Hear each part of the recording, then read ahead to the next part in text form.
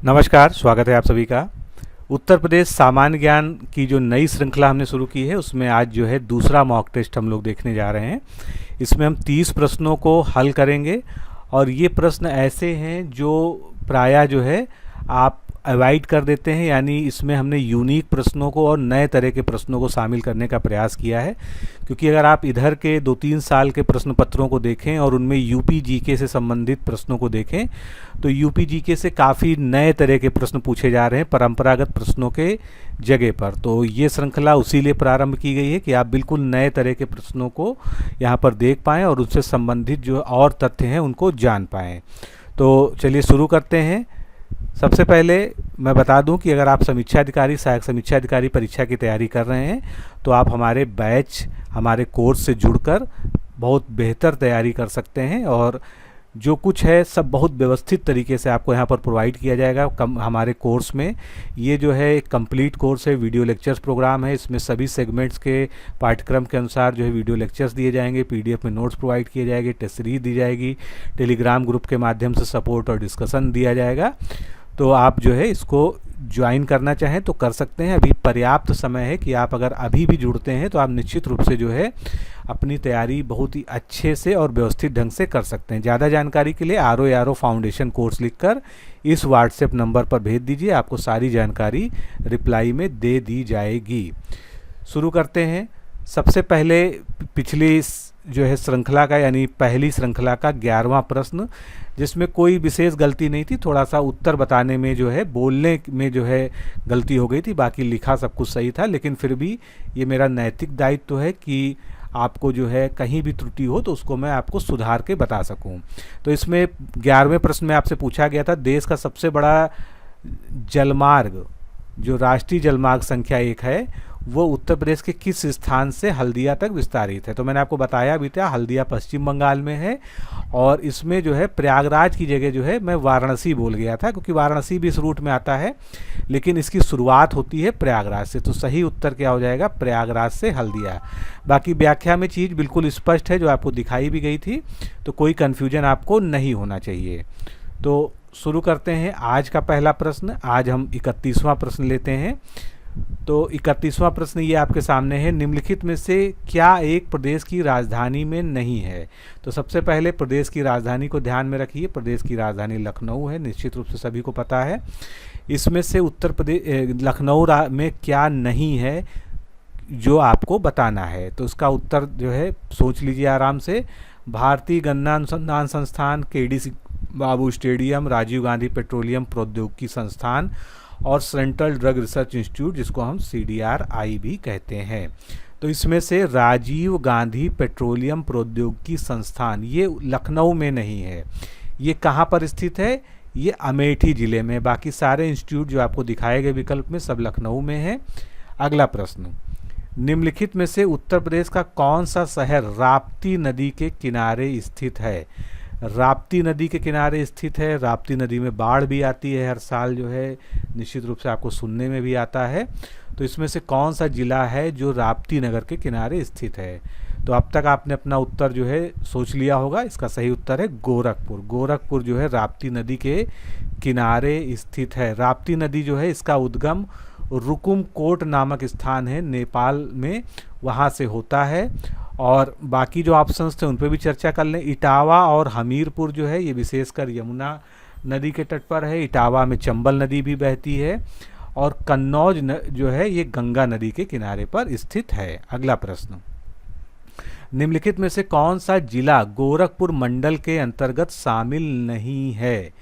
तो उत्तर प्रदेश से आप अगर एग्ज़ाम दे रहे हैं उत्तर प्रदेश के, तो इस तरह की चीज़ें भी आपको पता होना चाहिए। गोरखपुर मंडल के अंतर्गत क्या नहीं आता है? चारों जिलों को ध्यान से पढ़िए, महाराजगंज, देवरिया, बस्ती और कुशीनगर। इसमें से गोरखपुर मंडल में शामिल नहीं है बस्ती, जबकि बस्ती जो है बिल्कुल उससे सटा हुआ जिला है, बीच में जो है संत कबीर नगर भी पड़ता है।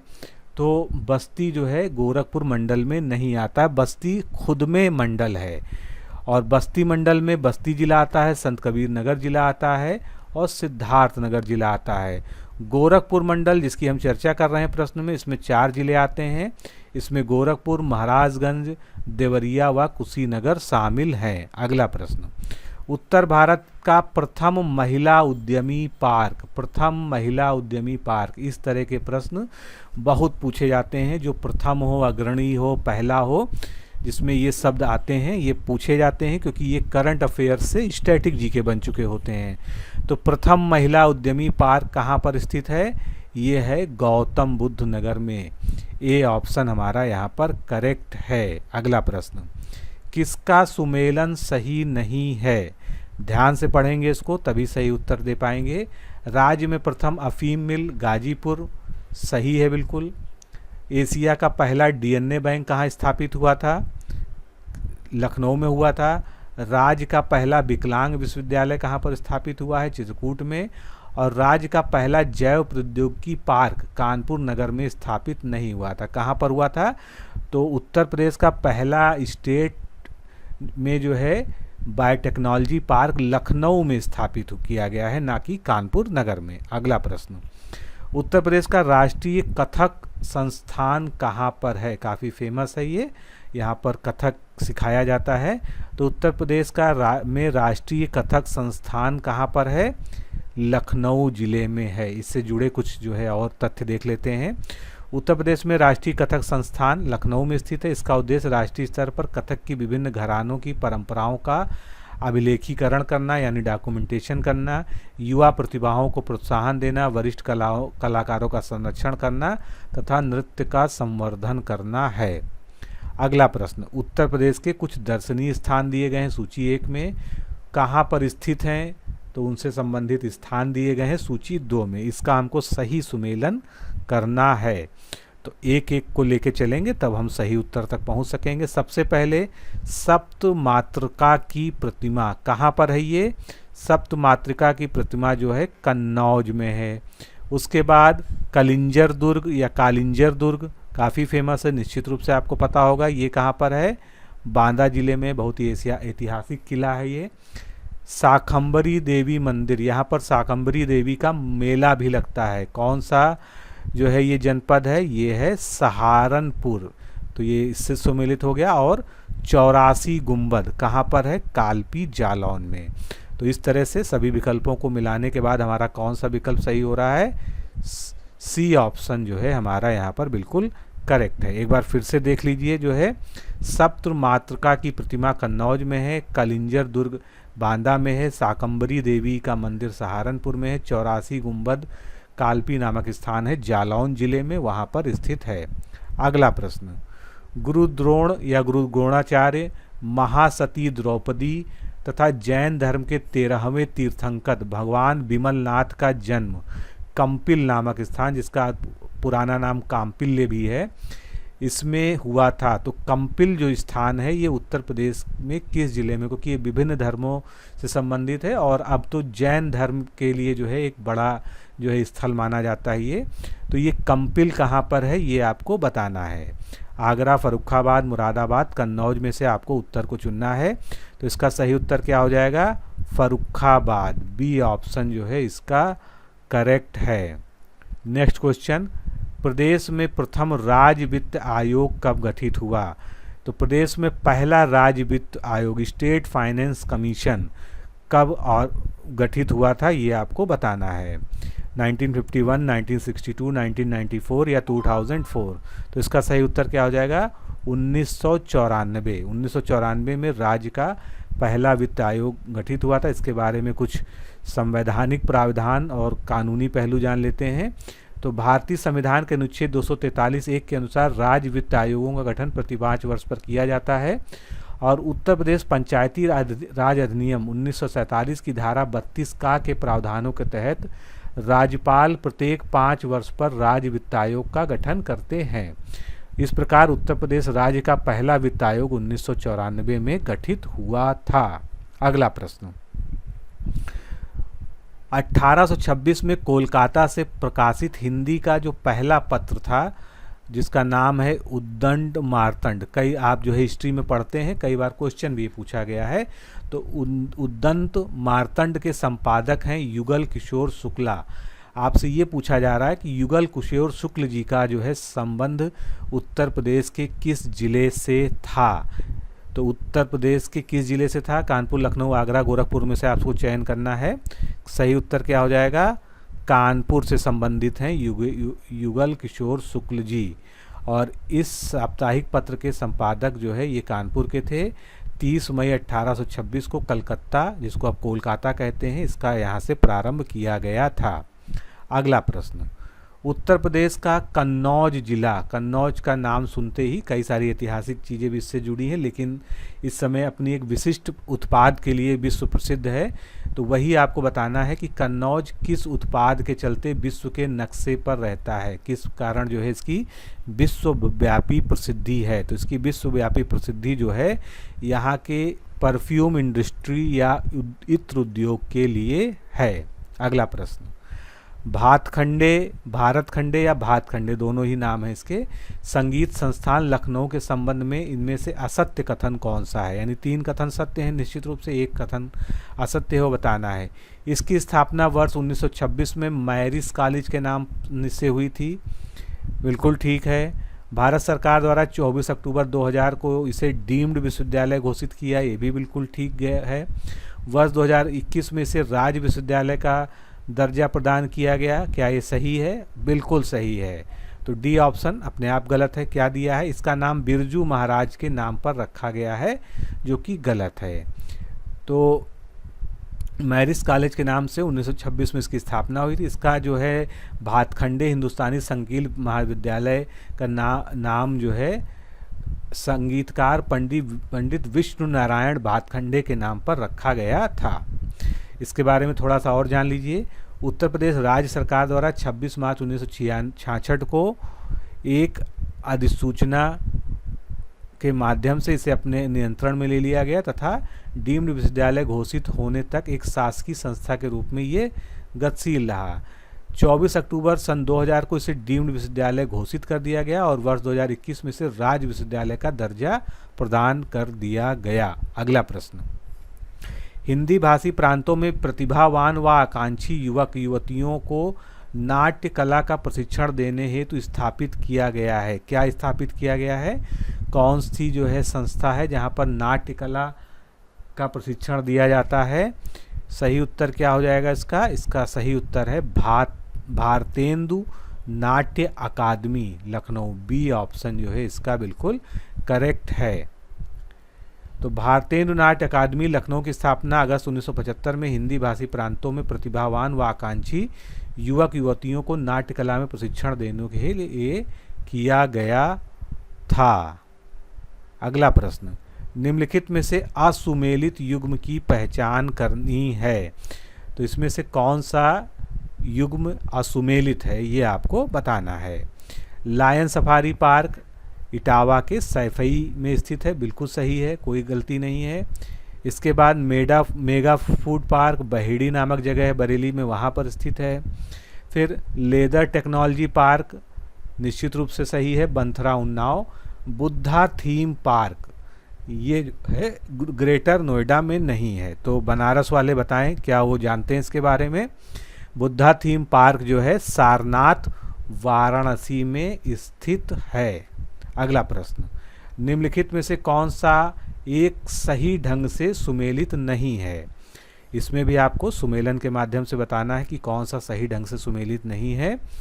तो मेडी सिटी ये क्या है? एक मेडिसिन सिटी है। यहाँ पर जो है हॉस्पिटल्स की जो है श्रृंखला बन रही है, कैंसर का एक जो है बहुत बड़ा संस्थान बन रहा है। ये कहाँ पर है? चकगंजरिया नामक जगह है लखनऊ में, यहाँ पर स्थित है। तो बिल्कुल ठीक है, कोई दिक्कत नहीं है। इलेक्ट्रॉनिक सिटी कहाँ पर स्थापित है? नोएडा में स्थापित है।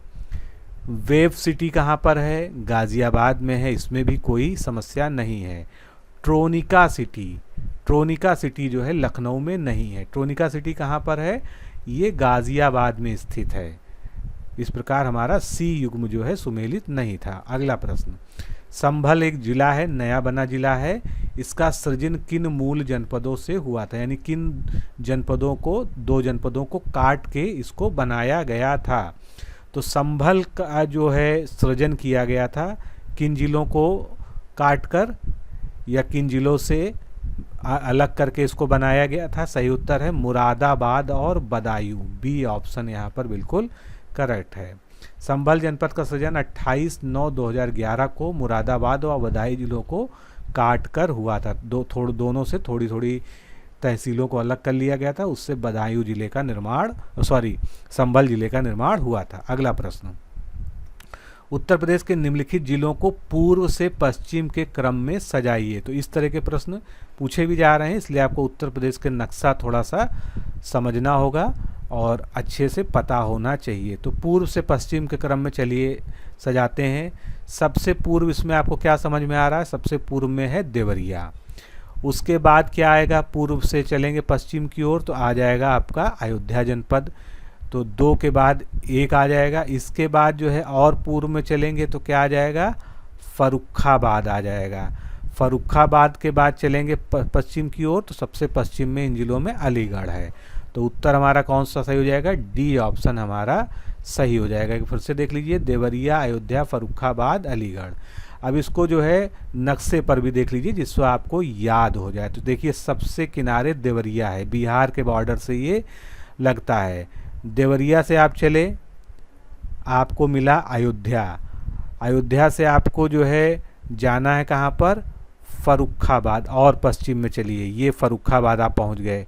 फर्रुखाबाद से और पश्चिम में आप चले, फिर आपको मिल गया अलीगढ़। तो ये आपको जो है रूट है, पूर्व से पश्चिम तक आप पहुंच रहे हैं इसके माध्यम से। अगला प्रश्न, आप उत्तर प्रदेश में किसी स्थान पर हैं जहां आप निम्नलिखित को पाते हैं। यहाँ यानी जिस जगह की बात की जा रही है, जो आपसे प्रश्न में पूछा जा रहा है, वहाँ पर ये चीज़ें स्थित हैं। तो आपको अनुमान लगाना है कि ये कौन सा जिला हो सकता है। रिहंद जल विद्युत परियोजना वहाँ पर स्थित है। परहिया जनजाति के लोग वहाँ निवास करते हैं। छत्तीसगढ़ को स्पर्श करती हुई उस जिले की सीमा है। कोयला, संगमरमर, सिलेमेनाइट खनिज संसाधनों का क्षेत्र है। तो वो कौन सा जिला हो गया? बिल्कुल निश्चित रूप से आप बता सकते हैं वो सोनभद्र से हो गया, क्योंकि सबसे बड़ा क्लू तो आपका छत्तीसगढ़ से सीमा को स्पर्श करना है। ये देखिए सोनभद्र जिला है, छत्तीसगढ़ से सीमा को स्पर्श कर रहा है। और सोनभद्र सबसे ज़्यादा जो है स्टेट से अपनी सीमा को जोड़ता है। छत्तीसगढ़ है, इधर से मध्य प्रदेश है, इधर से झारखंड है, इधर से बिहार है। तो कई तरफ से, कई राज्यों से ये घिरा हुआ है। तो सर्वाधिक 4 प्रदेशों को स्पर्श करने वाला उत्तर प्रदेश का एकमात्र जिला सोनभद्र है। ये मध्य प्रदेश, छत्तीसगढ़, झारखंड और बिहार को स्पर्श करता है। रिहंद जल विद्युत परियोजना रिहंद नदी पर सोनभद्र में ही स्थापित है। परहिया, वैगा, चेरो, भुइया, पटारी व अगरिया जनजाति के लोग सोनभद्र में निवास करते हैं। सोनभद्र में कोयला, संगमरमर, सिलेमनाइट, डोलोमाइट, एंडालुसाइट, पायराइट आदि खनिज संसाधन के क्षेत्र पाए जाते हैं। तो मूल ये क्षेत्र सोनभद्र हो गया। अगला प्रश्न, जनगणना 2011 के अनुसार उत्तर प्रदेश के किस जिले की साक्षरता दर यानी लिटरेसी रेट सबसे कम है? कई बार प्रश्न पूछा गया है, कई जो है परीक्षाओं में पूछा गया है। तो जनगणना 2011 के अनुसार जो है सबसे कम साक्षरता दर जो है हमारे श्रावस्ती जिले में है। सी ऑप्शन जो है इसका बिल्कुल करेक्ट है। अगला प्रश्न, एक सूची में जिले दिए हैं सूची 1 में और उसमें मुख्यालय दिए हैं, और ये इसलिए महत्वपूर्ण है कि इनका जो जिले का नाम है वहाँ पर इनका मुख्यालय नहीं स्थित है, उनसे अलग स्थित है जिले में ही। तो इसको आपको सुमेलित करना है। तो एक एक करके देखते हैं। कुशीनगर का मुख्यालय कहाँ पर है? पडरौना में है। अंबेडकर नगर का मुख्यालय कहाँ पर है? तो अंबेडकर नगर का मुख्यालय कहाँ पर है? अकबरपुर में है। उसके बाद सिद्धार्थ नगर का मुख्यालय कहाँ पर है? नौगढ़ में है। और जालौन का मुख्यालय उरई में है। तो हमारा ऑप्शन कौन सा सही हुआ? हमारा ऑप्शन सही हुआ बी ऑप्शन हमारा यहाँ पर करेक्ट होगा। एक बार फिर से देख लीजिए, कुशीनगर, पडरौना, अंबेडकर नगर अकबरपुर, सिद्धार्थ नगर का नौगढ़ और जालौन का उरई या ओरई। अगला प्रश्न, उत्तर प्रदेश किस मामले में देश में प्रथम स्थान पर नहीं है? उत्तर प्रदेश बहुत से चीज़ों के उत्पादन में या बहुत सारे तथ्यों में पहले नंबर पे आता है, लेकिन किस मामले में प्रथम स्थान पर नहीं है ये आपको बताना है। तो कुल खाद्यान्न उत्पादन में नंबर 1 पे है, कुल नलकूप सिंचित क्षेत्रफल में नंबर 1 पे है, कुल पशुधन के मामले में है, कुल फल उत्पादन में जो है उत्तर प्रदेश पहला स्थान नहीं रखता है। तो यही हमारा जो है सही उत्तर हो गया। अगला प्रश्न, उत्तर प्रदेश के निम्नलिखित में से किस जनपद की सीमा नेपाल से साझा नहीं होती है? नेपाल से सीमा साझा नहीं होती है, वो जनपद आपको बताना है। तो ये सभी जनपद देखने में ऐसे ही लग रहे हैं कि इनकी सीमा जो है साझा होनी चाहिए, लेकिन इसमें एक ज़िला है जो नेपाल से साझा नहीं करता है अपनी सीमा, वो है हमारा कुशीनगर। बाकी बहराइच, श्रावस्ती और महाराजगंज की सीमा साझा होती है। उत्तर प्रदेश के 7 ऐसे ज़िले हैं, जनपद हैं, जो अपनी सीमा नेपाल राष्ट्र से साझा करते हैं। ये सातों जनपद पश्चिम से पूर्व की में देख लीजिए कौन कौन से हैं। पीलीभीत, लखीमपुर खीरी, बहराइच, श्रावस्ती, बलरामपुर, सिद्धार्थनगर और महाराजगंज। कुशीनगर जो था वो सीमा को स्पर्श नहीं करता है। अगला प्रश्न, यदि आप प्रदेश की राजधानी लखनऊ के केंद्र में खड़े हैं और अचानक किसी कारणवश आपको बांदा जनपद जाना पड़ जाए, तो आप किस दिशा में चलेंगे जिससे आप सही गंतव्य पर पहुंच जाएं? तो ये भी मैप बेस्ड क्वेश्चन है। लखनऊ से आपको बांदा जाना है तो किधर जाएंगे आप? लखनऊ से बांदा जाने के लिए आपको दक्षिण दिशा की ओर मूव करना पड़ेगा। तो कैसे मूव करेंगे देख लीजिए एक बार जो है। लखनऊ और बांदा कहाँ पर है? बांदा बुंदेलखंड का क्षेत्र है। ये आपका जो है बांदा जिला है। तो आपको जो है दक्षिण दिशा की ओर चलना पड़ेगा। और नेपाल से सीमा साझा करने वाले ज़िले आपने अभी देखे हैं, पीलीभीत, लखीमपुर खीरी, बहराइच, श्रावस्ती, बलरामपुर, सिद्धार्थनगर और महाराजगंज। ये नेपाल से सीमा साझा करने वाले कितने ज़िले हैं? 7 ज़िले हैं। कुशीनगर जो है इसमें सीमा साझा नहीं करता है। और अगला प्रश्न, उत्तर प्रदेश के संबंध में गलत कथन की पहचान कीजिए। 4 तथ्य दिए हैं उत्तर प्रदेश के बारे में, इसमें से गलत कथन कौन सा है ये आपको बताना है। भूगर्भिक दृष्टि से यह प्राचीनतम गोंडवाना लैंड का भूभाग है। क्या ये सही है? बिल्कुल सही है। उत्तर प्रदेश से ताम्र पाषाणिक संस्कृति के साक्ष्य प्राप्त हुए हैं। बिल्कुल ठीक है, कोई गलती नहीं है। इसकी पूर्वी सीमा बिहार और झारखंड से लगी हुई है, इसमें भी कोई डाउट नहीं है। छत्तीसगढ़ को भी स्पर्श करता है, तो ये भी सही है। क्षेत्रफल की दृष्टि से इसका भारत में 3रा स्थान है। बस यही तथ्य गलत है। क्यों? क्योंकि स्थान कौन सा है इसका? स्थान इसका 4था है। कैसे? राजस्थान सबसे बड़ा है, उसके बाद क्षेत्रफल की दृष्टि से दूसरे नंबर पे मध्य प्रदेश आता है, तीसरे नंबर पे महाराष्ट्र आता है, उत्तर प्रदेश का 4था स्थान है।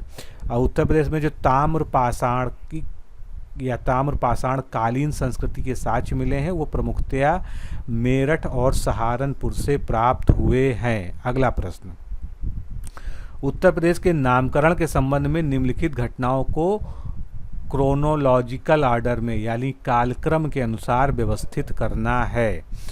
तो कालक्रम के अनुसार व्यवस्थित करने का मतलब है सबसे पुरानी घटना को सबसे पहले लाना है, उसके बाद सबसे नई घटना को सबसे बाद में लाना है। नीचे आपको कूट भी दिए हैं, इन कूटों से आपको इसका मिलान करना है। तो 5 हैं, इसको हम लोग जो है सीधे उत्तर समझ लेते हैं। इसका सही उत्तर हमारा सी होगा। अब इसको समझ लीजिए।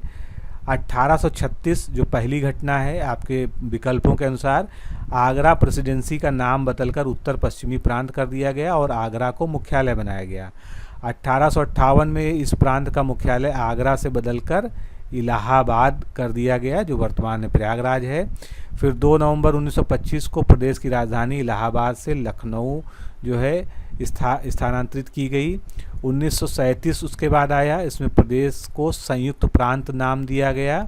फिर 24 जनवरी 1950 को जब भारत स्वतंत्र हो चुका था, संविधान लागू होना था, उस समय इसका नाम संयुक्त प्रांत के स्थान पर उत्तर प्रदेश कर दिया गया। तो ये जो है घटनाओं का विस्तृत विवरण है जो आपको पता होना चाहिए। अगला प्रश्न, अमीर खुसरो का जन्म प्रदेश में किस जिले में हुआ था?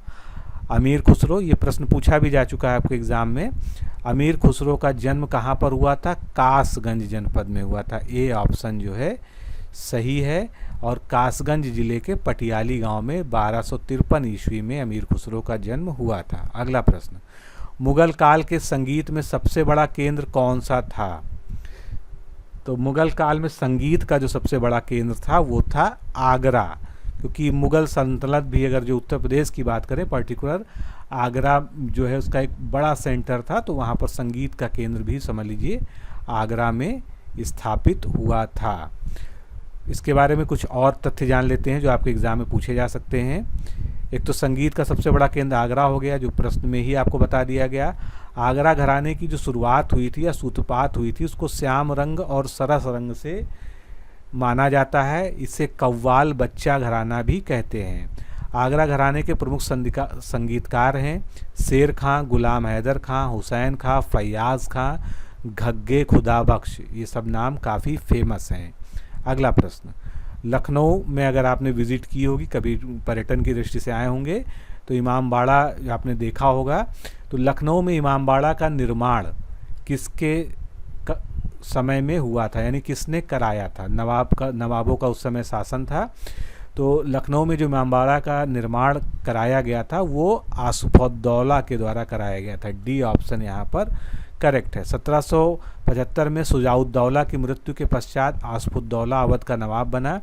आसफउद्दौला ने 1784 में मुहर्रम मनाने के लिए लखनऊ में इमामबाड़ा का निर्माण करवाया था। अगला प्रश्न, सोनभद्र का स्थान है म्योरपुर।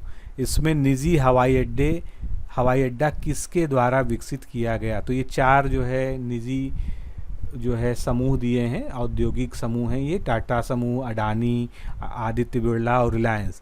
तो सोनभद्र के म्योरपुर में जो निजी हवाई अड्डा बनाया गया है वो आदित्य बिरला ग्रुप के द्वारा बनाया गया है। अगला प्रश्न, उत्तर प्रदेश का कौन सा स्थान रामसर आर्द्रभूमि स्थल के रूप में चिन्हित है? तो इनमें से कौन सा स्थान रामसर साइट के रूप में मान्यता प्राप्त है? उत्तर प्रदेश का स्थान है वो बखिरा वन्यजीव अभयारण्य, सूर सरोवर, नवाबगंज पक्षी विहार। तो आपको उत्तर क्या देना है? सभी इनमें से जो है रामसर स्थल के रूप में चिन्हित किए जा चुके हैं। तो दोस्तों, इस तरह से आज के हमने 30 प्रश्नों को व्याख्या के साथ हल किया। अगर आपने पहला वीडियो नहीं देखा है तो निश्चित रूप से देखिए और इस सीरीज को अवश्य फॉलो करिए, लगातार फॉलो करिए। मिलते हैं अगले सेगमेंट में। नमस्कार, धन्यवाद।